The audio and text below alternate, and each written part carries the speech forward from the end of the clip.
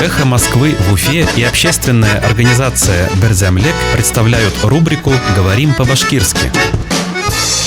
Арбуз. Карбуз. Грузовик с арбузами. Карбуз тияген yük машинаһы. Грузовик с арбузами. Карбуз тияген yük машинаһы.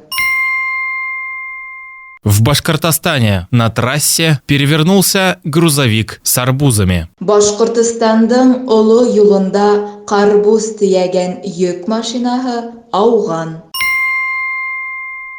В Башкортостане на трассе перевернулся грузовик с арбузами. Башкортостандың олы юлында карбуз тияген yük машинаһы ауған.